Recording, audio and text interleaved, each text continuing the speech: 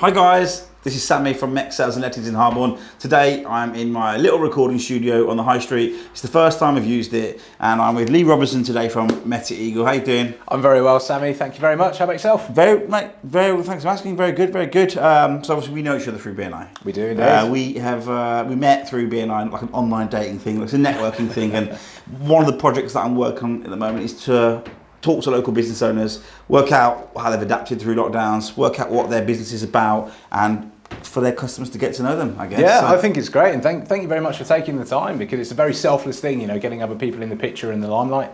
Oh, thank you very much. Very kind words of yours. So, listen, you're a company called Meta Eagle. How did you and when did you start Meta Eagle? So, Meta Eagle, we started in 2017, and it was born from very much the idea. Myself and my business partner have been in the IT game for a very long time. And we wanted to mix things up a little. And you know how it starts with the conversations. If we were the bosses, we'd do things differently. We'd do it this way, do it that way. And we had that conversation for a very long time. And one evening I said to him, right, let's meet up tomorrow and then let's plan what we're going to do. So we met up the next day and we actually formed the company in Wetherspoons in Dunstable and started it off with 250 quid. Very much with the idea that we're going to see where this goes over the next year. And we're going to see where this takes us and if it's worth pursuing and going forward. So we did exactly that, and it was very much a side hustle. We were both working full time, but then taking the time off to go and do our own projects for our own customers. The company grew and grew and grew, and in year one we were profitable, and in fact it was a success. It was going really well, so we decided to continue. Into year 2 and 3, and still working full time, and eventually managed to get to the point where I could leave my day job and go at it full time. So I actually left in February 2020, just before the pandemic. So it was big jump. Yeah, it was a big jump, but things were well planned and orchestrated, shall we say. In the last place I was at, I had to come clean and explain what I'd been doing. I'd been building my own company, and left on very good terms actually, and had a 9-month exit strategy of the business because I was in a senior position there. So when I left, things were good, things were really exciting. The world was my oyster, so to say. And then, mid-March, COVID struck and we had to quickly adapt. Wow. So how long had you been building the business? You said 3 years, and you've had it for how long now? So we incorporated in August 2017. So we are in our 4th year of trading now.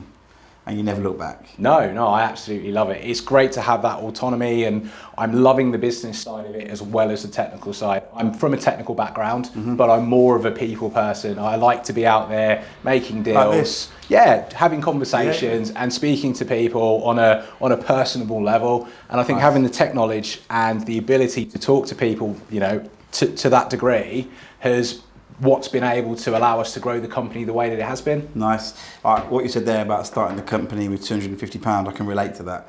So when I first started Mex, I literally borrowed £100. I was 23 off my dad.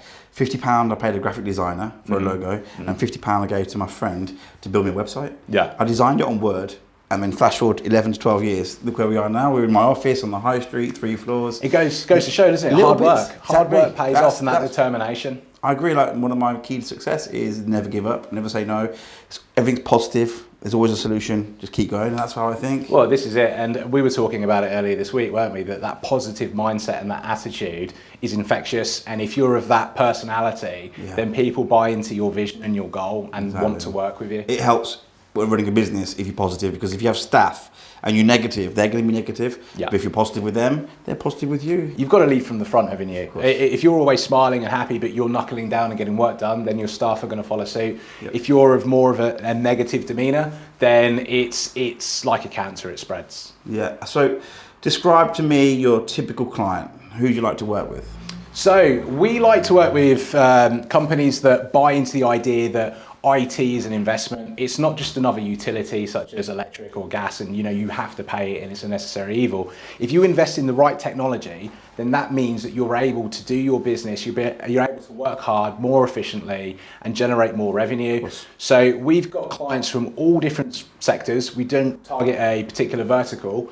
It's great to have that variety as well, because one of our statements and one of our taglines is more than just technology. So we pride ourselves in taking an understanding of our clients' businesses and how they work and operate, so we can align their IT strategy with what they need. So as a like adding a business. human side to the tech side, you've got both. Yeah. Because you need to have the human side. The interaction is important. People will always buy from people. And I know tech's going to remove a lot of processes for humans, but there's always going to be someone at the top in charge of a company, and that person's likable, people will go to that company. I guess that's sort of the model you're explaining there, really. Well, yeah, this is it. And I think that understanding a business, you can understand what's key and important. So say, for example, we've done some work with logistic companies that have to print out labels that go on pallets that go on trucks. If those printers don't work, then the trucks are stuck in the yard, the drivers run out of hours. So a printer to someone else might not be that important, but for a logistics company, it is. And it's the same with various industries, whether it be,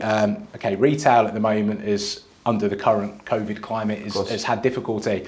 But in the normal world, when they've got wireless, they've got clients in and they're ordering meals and menus and drinks, the wireless is important, the till system's important, and it's having that understanding and that ability to comprehend the business impact that the technology has. Yeah, like in our office, our computers pretty much run everything. Yeah. So say if the computers were down for a couple of hours, we wouldn't be able to access the key log. So if a contractor came in to collect a key, we wouldn't be able to tell them which key. So IT is really important. We invested heavily in IT. I asked an IT guy recently, what sort of percentage of a company's turnover should a business owner be investing in their IT? That's a really tricky question. It's a good question. I've never been asked that one before. At the end of the day, you have to look at what technology is going to allow you to do. Yep. And we, even in our own business, we look a lot to automation and being able to do things in a way that speeds up time to do other tasks. Okay. So if you invest in that technology, you are then able to generate more revenue. So I wouldn't say there's a particular percentage. It's very difficult to put a bracket on it. But it definitely needs to be, especially in today's age, be one of the top end of your expenses for the company. That's what they said. They basically said, look, it needs to be towards the higher end expenses because it's so vital. Companies shut down when the computers don't work. Indeed, this is it. Everything now runs on technology, and exactly the example that you gave with the keys. Yeah. If you're not able to do that, then you can't function and do what you need to do, and it has a knock-on effect to your clients and the sales and such. And it's like that in every industry. I can't really name that many industries now that do not rely on technology and IT in one shape or another, whether it's networking, whether it's computers, whether it's hosted servers that do computations. It's all intertwined. Of course it is. I can think of one, maybe a butcher. How would you help a butcher? Well, say for example, a butcher, they're going to have a point of sale system. Okay. They're going to have wireless. They're going to be doing their inventory probably on a computer, I would have thought. For their stock, for their meat, their ordering, their purchasing. They're probably going to be doing like pay slips and paying their staff. It's even though their day-to-day role, i.e. cutting the meat and serving the customers, may not necessarily require it, the administration that goes around the running of the business will be in some way, shape or form related back to IT. It's interesting. Obviously, I sort of knew that. I just wanted to hear you say that too. Every business, obviously, is massively built around tech these days. Yeah, it is. Even the website, like the phone number, if they've got a VoIP system, if they've got like the email is like at Gmail or at Yahoo, sometimes doesn't look as professional. People want to see the brand name .com or .co.uk, I guess. And you can help with that, can't you? Yeah, we can. So we're a Microsoft cloud solutions provider, and we're able to provide email solutions, whether it's just a 6-team mailbox, for example, or something a little bit more complex in terms of SharePoint and document storage, or even hosted servers and storage. Yeah. We're able to really take everything from the get-go of what you need to the quite complex systems, and having the background that we have in terms of server architecture design, network design, high density wireless design, we're able to scale it up as that business scales as well to solutions that are quite complex and actually need to have a form of redundancy. Yeah. So the lockdown, we've all been through it. We're now in April the 1st, 2021. Over a year of lockdown after lockdown after lockdown. What have you noticed, or what's the biggest change in what customers are asking for, and how have you solved that? So we as a business were quite fortunate going into the first lockdown in that a lot of our customers were already working the way that I'd say that we wanted them to. I.e., they were using laptops, they were using cloud solutions. There was no real reason for them to be in the office from a tech point. It was more that that's how that business operated. So those customers were great. They could pick their laptops up, go home, and continue to work how they would normally work. However, there were some and a few that approached us, and we hadn't dealt with them before, that weren't able to do that. Whether it's that they run legacy equipment and servers, that box in the corner of the office that's blinking away with the lights. Guilty. There's one upstairs. And until the pandemic, they've never had the need to even think about changing that. Yeah. So the way that the pandemic has changed things, in my view, is, and one of the only positives from it, because it is a very sad situation around the world, is that it's advanced us, I think, a decade further ahead in terms of tech. I mean, I call it a catalyst. It's the catalyst of where we had to be in 10 years. They've forced us to be there now. It has built a new way of working, I guess. Well, this is it. And say, for example, we meet every week on a Zoom conference. And how many Zooms do people have now every single day? Normally, before the pandemic, that was quite unnormal, wasn't it? To be able to meet on a video call. Not many people would do it. People would still fly around. I didn't have a webcam on my. I had a desktop. I had no webcam. So what have you've noticed? Basically, people moving to. People have fast forwarded, haven't they? What they were going to do. People have had to brace People have had to brace technology because they've been forced to do so in a way. But hopefully, it can be done in a manner that helps better our lives in terms of giving us more free time, being able to work from anywhere. In fact, one of our mission statements and our taglines are "work hard from anywhere." So the idea that you can work from any device, you can work from an iPad, a laptop, a phone. And you don't necessarily have to be in the office. You don't have to commute in every day. And I think that that's where business is going, towards more of a hybrid model where, you have to have an office and a base of operations. But you don't necessarily have to have your staff in every day. You don't have to have a full head count. People can work from home. People can work from the other side of the globe. I mean, as long as they've got an internet connection. Yeah, of course. We've noticed that. We've obviously had people work from home. We've had people work in the office. Our sort of business model, we're very hybrid. We allow staff to work from home if they want to. But people like the interaction with other humans, so they still like to work in the office. Yeah, and I do. I like talking to people, and recently we've all been going into the office purely because, one, we've had projects and kit coming in that we need to account for, and two, it's just nice to have that home-work divide, especially in my view anyway. I like to get up, go to work, do what I'm doing at work, and when I come home, then that's it. That's my own time to do what I want. So you said, you touched on the fact that people can work from anywhere, you can work from anywhere. Why did you choose Birmingham? Why do you live in Birmingham? So what do you know about Birmingham? So Birmingham for me, I mean, you can probably tell, even though I've got a slight Brummie twang, I didn't originate from here. So I grew up in a little town called Dunstable, just north of London. And long story short, I went to Coventry Uni and finished uni. And back in Dunstable, there wasn't too much in terms of business and an opportunity. So I stayed in Coventry and landed a job in Birmingham for a large tech company. And I was commuting every day and decided to move to Birmingham just to make the commute easier. And then fast forward to being here, and I love it. It's great. There's a city where there's loads of stuff happening. There's loads of things to do. It's multicultural. There's lots of opportunity.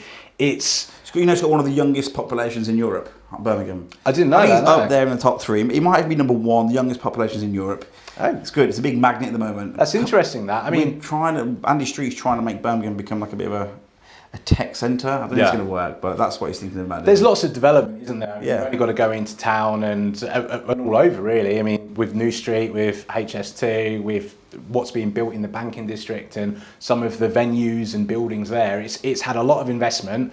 There's that diversity there. It's busy like London, but not quite as hustle and bustle and cramming on the tube every day. So that's what drew me to it. They've got the metropolitan lifestyle, but not that headache of 2-hour commute for a 2-mile journey. Exactly. That's the one thing I don't like about London, and this is why I always set up in Birmingham. I obviously love Birmingham, I'm a little bit biased, but I still believe that you waste a lot of time in traffic. And I guess the tech systems now, people can work from home in London, and we've seen in property, people mass exodus of city centre livers moving out to semi-rural suburban areas because they want more of a green life. I think London waiting has a limited lifeline now. There isn't that need to live in the middle of the city because then you can hop on the tube and go to work. I've got friends in Birmingham and Coventry that commute to London every every week, every few yeah, days, okay. because they're able to do their job from home. And the majority of the time they work from wherever, but they go into the office to, you know, still have that relationship with their colleagues and check in and make sure everything's okay. Who knows where we're going to be? Hopefully in property, that we want the city centres to be full of rented accommodation and people buying properties, because that's will keep the bars there, the restaurants there, the life, the magnet for Birmingham. There's loads of restaurants anyway. We just want the rest of the city centre to be busy. So I hope you enjoyed the video. Genuinely, if you're a business owner and you're watching this video and you've got issues with your IT, or like your email address is at Gmail or at Yahoo, you probably want to pick up the phone and give Lee a quick call and to see if we can help provide you a solution to the issues that you may not know you have. Yeah. A typical customer, where can they find you? So to get in touch with us is really easy. I mean, our website, metaregal.co.uk. We're physically based in Colmore Row in Birmingham. Yep. So that's where the office is. And by all means, we always, you've been over as well, haven't you, Sammy? So we love having people over and coming to visit. What I would say is that if anyone has a bugbear with technology, oh, this has always been rubbish, this has always just been like that and we've had to put up with it, you don't have to. So please reach out to us. We're on Facebook, we're on Twitter, we're on Instagram, Social LinkedIn, media. all the social medias. Or by all means, drop me an email. It's on my LinkedIn. And We'll post all the emails at the bottom so they can see it. But yeah. I reckon there'll be a way of getting hold of Lee. I can guarantee you on that. Kind of a big deal in IT. So. Thank you. Thank you.